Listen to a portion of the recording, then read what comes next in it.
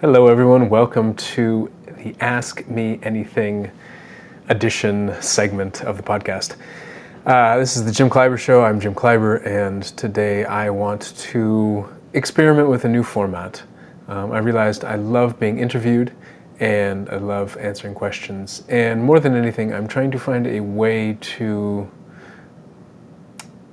commit to being consistent when it comes to being public. I have been doing so with the Daily Gym episodes, and now I'm trying to figure out how do I do it in a way that, one, exposes video so people can see me, but two, is something that I'm able to do regardless of whether a guest would show up to an episode.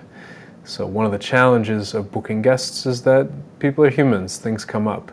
And if the guest can't arrive and I'm trying to do something, let's say, every Monday or every Monday, Tuesday, Wednesday, Thursday, if I'm trying to do something on a very predictable schedule and people don't arrive, I have to have a backup solution. And so I thought, well, what about me doing an Ask Me Anything? So if you're not familiar with that, it started, I believe, on Reddit. It was I don't know, it's a long acronym. But it's basically like, I am a janitor, ask me anything. I am an astronaut, ask me anything. I am an American who works in Silicon Valley, ask me anything. And so it was often based on a specific type of person, and then people would just come in and ask lots of questions, and that person would answer. And so the idea here is very similar. Ask me whatever you want to ask. In this episode, I have a few questions from friends that trickled in, and I hope over time it will grow with more questions from other people. I've filled in the gap, so there are 10 questions that I'm going to try to answer. I'm going to try to answer them in about 2.5 minutes each. Perhaps that's too long, perhaps it's too short, perhaps it's too many questions. I don't know. It's an experiment, so we're going to try to figure this out together, and we'll see if I last without taking a sip of water because I forgot to grab water. So we got 20 seconds left before I go into the first question. So yeah, just sit back, relax. Hopefully afterwards I'll chop it up and we'll be able to put these on social media so people can see shorter versions of me talking and hopefully get more guests in the near future. So here we go. First question. So let me reset the clock. Start the clock. 2:30. Okay. Question number 1 out of 10. How are you taking care of yourself and prioritizing gym? If you're not, why not? If you are able, what can you start with? Question from Pavel. How am I taking care of myself and prioritizing me? I think my initial reaction to this is that maybe I'm not. And I think this is what other people have said to me. They say you need to take care of yourself more, you need to prioritize yourself more. And I had a conversation with somebody else the other day about that, and I thought, I think I do, mostly just not prioritizing myself financially. I'm prioritizing a lot of other aspects of my life. But then if I pause, I go, but am I really? Is my health in really good shape? Do I feel really strong? Do I feel really well nourished? Do I feel, am I eating well? I'm sleeping well, et cetera, et cetera. I think what I have been doing is prioritizing future me over current me. I don't know if that makes sense. So when I think about it, some people will say that I'm not prioritizing myself. At the same time, they'll tell me to get a job and I say no. And then they say I'm selfish. So there's this like weird conundrum of people thinking I'm not prioritizing myself, but then almost saying I'm prioritizing myself too much. And I think I have tried very hard to prioritize my future. And what I mean by that is prioritize the type of work that I want to do, prioritize feeling excited and alive and motivated, prioritizing the relationship I want to have in the future, not so much how it currently is. And I think it's an ebb and flow. I think maybe I could prioritize the present moment a little more, but for example, like I'm trying very hard to figure out how can I do work across multiple countries, multiple continents, because I have many friends in these places, and I know myself, I tend to be have have wanderlust and I want to move and go different places. So I have been prioritizing how to figure that out. So maybe I can shift back and prioritize a little more of the present, but I think I have been prioritizing just more towards the future. Not sure if that answers the question, but perhaps that was too short. Moving on. Question 2 of 10. I'm not really good at expressing my emotions and feelings to people. How can I get over it? Manka. First, I don't think it's a getting over it. I don't think we have to get over this. I think it's more of a skill set. I think it's more of an incremental, gradual thing that we could get better at. I don't know if we ever get over it. Get over has this implication of being 100% completely done. This binary yes, no, true, false, over it, not over it. But if we look at it that way, I think life, are we really ever over anything? I mean, we have to be 100% over it to be done. So what I would say is, one, just don't think of it as something that you're ever going to get over. It's something that you might improve at or get worse at. It's a skill, it's a situation that we're often in, a combination of those two things. Secondly, I would say it can be really hard to get better at this skill if we are interacting with people who are not good at the skill. I'm not saying you should stop interacting with them, but be aware that when you interact with people that don't open up and share how they're feeling, when you do, they might get angry and they may tell you to stop doing so, or they may run away from you because they feel really uncomfortable. And so if you really want to get better at this stuff, one, it's easier around people who are already good at it, but two, I don't think we can only hang out with people who are better at it than us, because one, that makes us uncomfortable, but two, we just have other humans in our lives. And so just to be aware that it may be uncomfortable for other people as you're learning this and practicing it, and that's okay. Again, it's not about getting over it, it's about improving, getting a little bit better day by day, feeling more confident, feeling more strength, more endurance, to last through some of the harder conversations and some of the tougher feelings. I can give more advice on where to practice, how to practice, but I think most of it is just, it's more of that mindset of it's practice and it's going to be hard and it's not a steady climb, it's, go like this. So don't be so hard on yourself, I guess. Next question. Question number 3. What do you think the world needs the most now from a leader, Caleb? A leader to show that there's a third way to resolve conflict.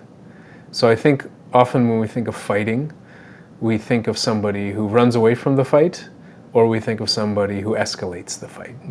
The runaway is the one that doesn't want to get into any controversial or heavy conversation, and the one that escalates it is the one that does name calling and shouts at people and says they're stupid and gets punched and punches back 10 times harder, if you're familiar with that phrase that Trump had used before. And I think the person who escalates the fight tends to have more capacity or endurance to deal with the fight, because the one who runs away just runs away. And so I think we have a tendency to look at the person who escalates it and says, that's the person we want because they're being active, at least they're doing something. But I think it's because we don't believe or even see that there's a way to be above that. That there can be people who fight even harder and who have more capacity to stay in the fight. And I think these are the ones who resolve the conflicts. So if you think about it, you think about Martin Luther King Jr., you think about Mandela, you think about Gandhi, you think about some of these leaders, and they were strong. They were so strong, but also very loving. And so I think once you get to that level of strength, once you get to that level of endurance, then love is the way through. Love is not soft, especially that type of love is not soft. And I think we just don't have many examples of this. And so people turn to the ones that look more courageous, the ones who are at least punching people in the face, they're more courageous than the ones who are running away. But the ones who are even more courageous are the ones who take the punches and still love, and still want to hug the other person and give the other person a shoulder to cry on. That's the type of leader I want to see right now. Ooh, I answered that one just in time, so we're going to go to the next question. And a couple questions from Caleb. This is another one. Once you secure the right level of funding, what do you expect to be doing 5 years from now? So I thought about this question before joining the recording a little bit, and I don't know. I really don't know. And I think people, especially here in the U.S., what is your plan? Well, you need to put out your business plan, isn't it? The analogy that came to my mind is almost like giving somebody a brand new iPhone, a brand new smartphone, and saying, well, what are you going to do with it? What are you going to make happen with this phone? Why do you need this phone? And perhaps the person is like, well, I need the phone so that I could send emails. But then they get the phone and they realize that the phone is so powerful. It is a tool that is so capable of doing so many things that they don't know. A lot of the results will come through experimentation, through play, through discovering what the tool is able to do and how the tool can be an extension of who I am and what I want. And I think money is an even more powerful tool than a smartphone. And so I don't know what I expect to be doing in 5 years from now. I think one thing I expect to be doing 5 years from now is podcasting. Is still training in emotional combat, or whatever the iteration of that is, training myself how to be more open and loving and resolve intense conflicts. And two, still communicating, probably through a podcast or video or something like this, with other people. The minimum that I can commit to and I want to do day in and day out, probably for a very long time. Beyond that, amplifying this work, I don't know which direction it'll go. I've been working for 13 years intentionally on emotions, communication, conflict resolution, and I'm still fascinated by it. So I don't think I'll stop working on that. 5 years from now, it's like, amplify the message. If I had a lot of money, man, put up billboards, create different, maybe not create different organizations, but initiatives, try to challenge the way that we give and receive money to make it much more unconditional. There are lots of things, but that's the end of that question. I'll go to the next one, which is kind of related. So, question 5 of 10, if money were no object, what would you choose to do first? Okay, when I first read this question earlier, I said, breathe. Hey. And I think the second answer was exhale. So what would I do first? It's like this big exhale. Whew, money's no object. Oh my gosh, the pressure that I've been feeling for months and years might just disappear, and I could just relax for a little bit and regain some strength. Oh my gosh, that would be glorious. But if money truly were no object, it's similar to the last question. I don't think I know. And to give definite answers, I think maybe as a hedge against trusting myself when the moment comes. If somebody, if I were to win the lottery, or you were to win the lottery and receive billions of dollars, would you trust yourself with that money? Do you think you would just go spend it on something frivolous or only take care of yourself and a few other people? Or do you think you would use it to try to empower society or really for a public good? I believe so much of what I've been doing has been for the public good. Yeah, I take care of myself. I take care of the people I love and that are in my close relationships. But man, the first thing I do, breathe. The second thing I do, probably smile. The third thing I do, probably start playing. Start experimenting. Start trying new things. What are some new things I would try? One, I would try, again, that's the idea of like changing how we deal with money from where it's currently more conditional to make it more unconditional. So having organizations that were all volunteer organizations, but where people got paid through some other means, or like basically having a means that would pay people so that people could go volunteer wherever they wanted to. What else would I do? Probably rebuild iFilio and have money so that somebody can maintain it if they need, because it's going to need maintenance.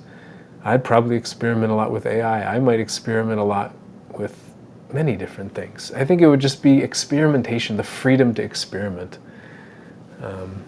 Yeah, so those are the questions from my guests or my friends. So, if you would like to, please submit your own questions. Now I'm going to jump into questions that I've given myself, just because I want to fill up the 10 questions. Question 6 out of 10. Pope Francis passed away today. What did he mean to you? He seemed like one of the most famous and loving people alive. He almost gave me the impression that he was like a Martin Luther King or a Gandhi or a Mandela, but he was still alive. And not just alive, but in a position where so much was expected of him to behave in a specific way. How the church expects popes to behave, or has expected. How people outside of the church expect the Catholic Church to behave.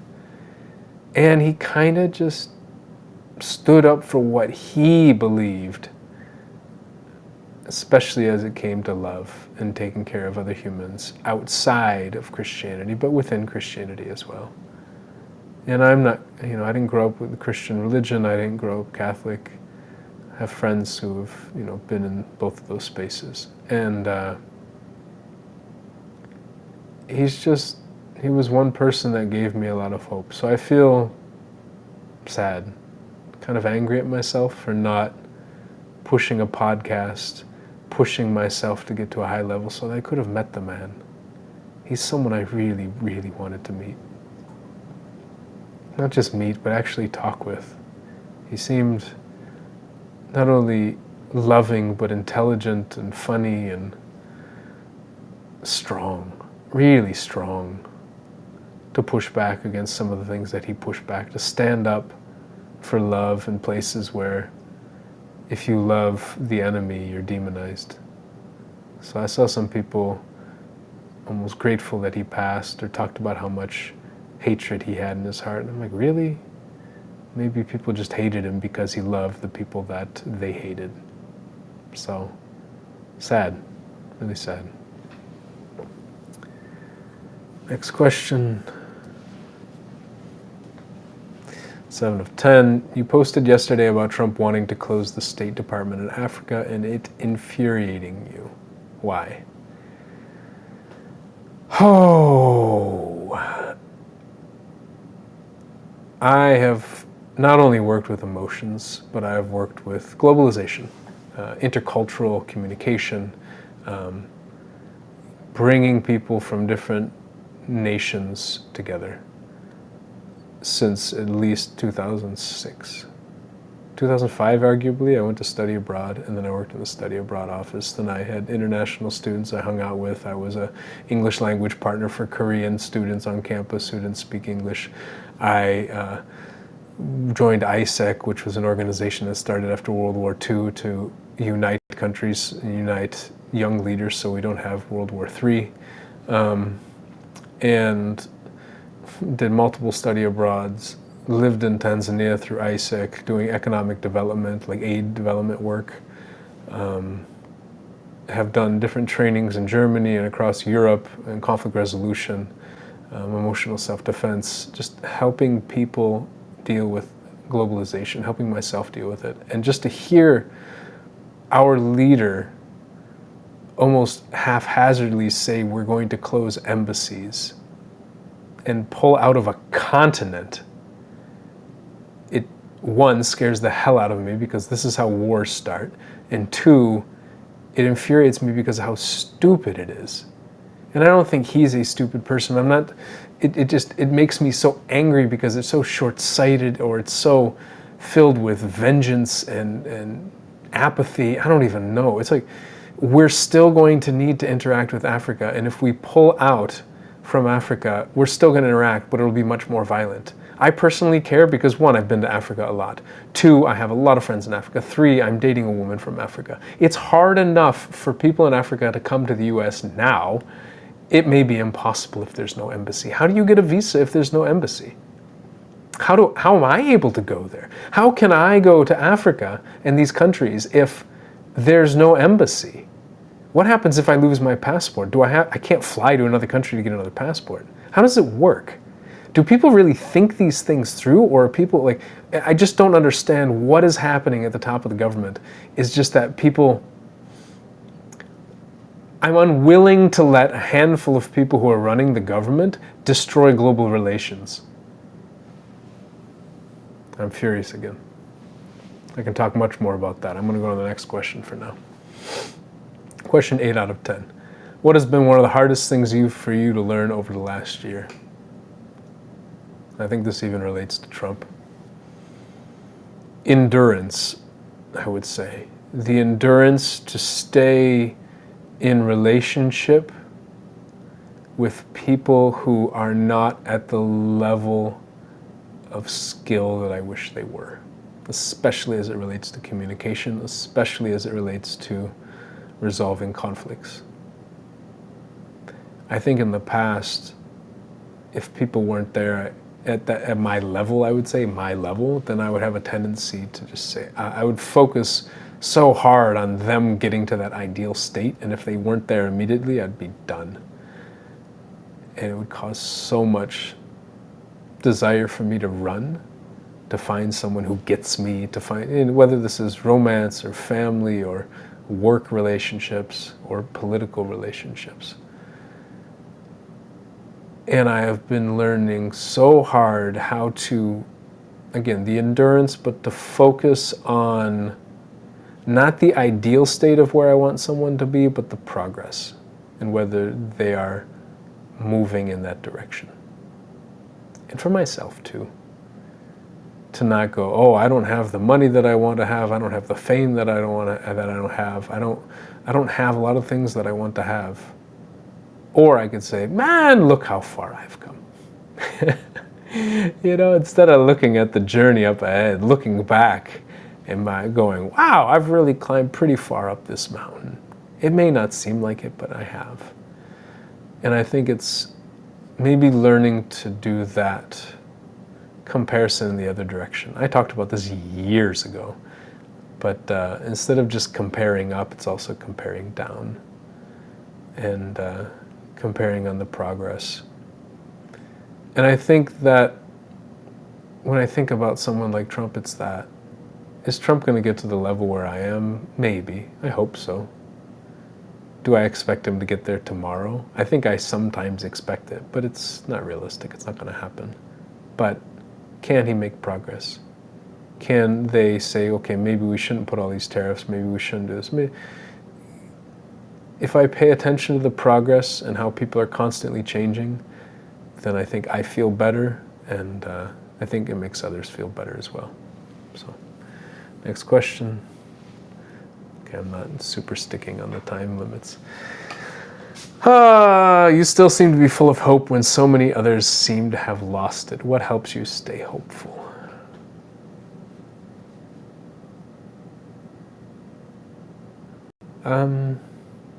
I don't know. Let me say, what helps me stay hopeful?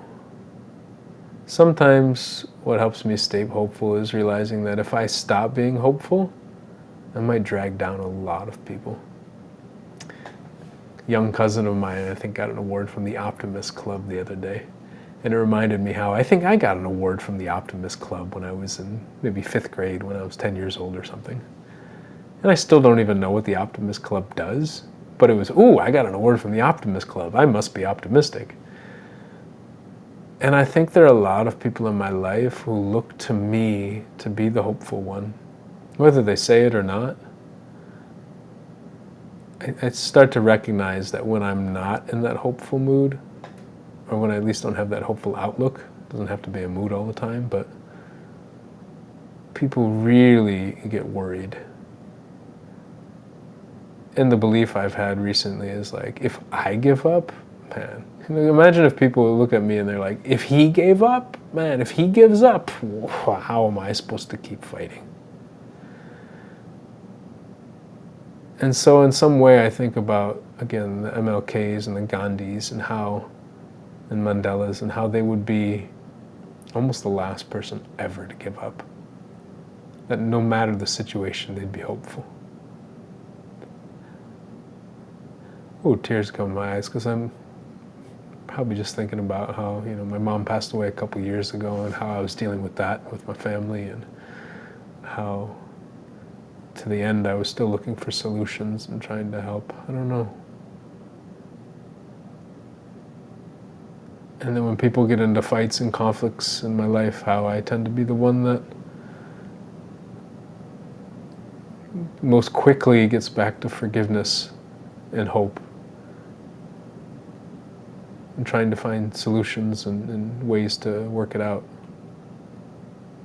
Yeah, I just try damn hard because I think I realize if I don't, who will? Sounds rather hopeless statement, but okay, last question. How do you feel right now? Oh, happy, excited, curious, alive, energized, and happy. Look, excited how vibrant my face looks. I just looked at the camera, the screen for the first time. Wow, he looks alive. I'm really glad that this got to a place where I felt the depth that I did thinking about my mom's passing and hope, and it's been a magical journey.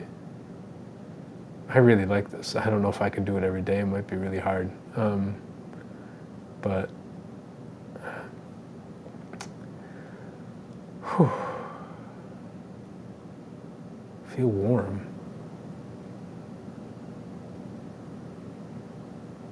More reflective than I have in a long time. This feels like a really intimate exploration when it's not live streamed. And it's just me talking into the camera with predetermined questions. Some that I haven't even thought about too much, just wrote them down.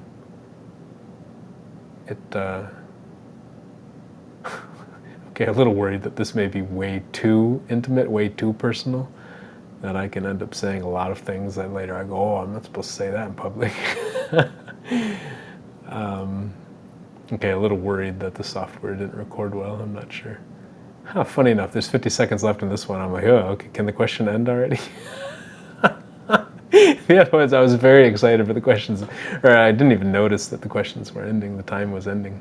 Here, I'm like, it's kind of dragging out. But grateful that I'm experimenting, proud that I'm experimenting, scared that I still don't have any money, but confident that it's going to come in. I think this format can work really well for me, and for the people listening. So just really grateful if you listen to this episode or you listen to these short clips. Super grateful and super excited to hear more questions from you. So now we're going to go into the reflection at the end, and then I will grab some water after I finish. Closing reflection. What did I learn in this session specifically? That I can do a lot of the workshop facilitation that I used to do, and I can do it on recorded video. I can put a structure, I can put a timer, I can put exercises and reflection, and I can do things that I think I do very well in the workshop setting, in the training setting. And I can do them with myself. I could probably do them with guests. Maybe I can even run emotional combat workshops online like this, recorded so that it can be scaled. I think the nice thing about video is that it scales even more than the written word. A lot of people don't read that well. A lot of people don't like reading. A lot of people don't listen to just audio. A lot of people want to see a face. Sometimes I want to hide my face.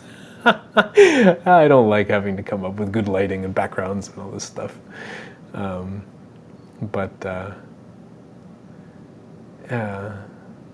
what did I learn in this session? For some questions, 2.5 minutes is a really short amount of time. For some questions, 2.5 minutes is a really long time. That I don't know how this is going to play out on social media. I don't know if it's going to feel long, it's going to feel short. What I learned in this session. That, I said I'm not sure if I take care of myself or prioritize myself in the present, but I do. I'm trying to find things that I love doing. The fact that I'm so excited to talk into a computer by myself in a kitchen and then post it and see how it's going to react. I think that also gives me hope, but it also reassures me that I do take care of myself more than it may seem. And I'm fighting so damn hard to have the life that I want to have and to impact so many other lives. So that's the end of the session. 31 minutes, a little over because my timing didn't work very well, but that should work. Thank you so much for listening if you did, and if not, please listen, please ask questions, send them to me directly, or we'll figure out a way. Go to jimkleiber.com and learn more there. Thank you all. Check out the Jim Kleiber Show. Thanks, bye. Bye, everyone.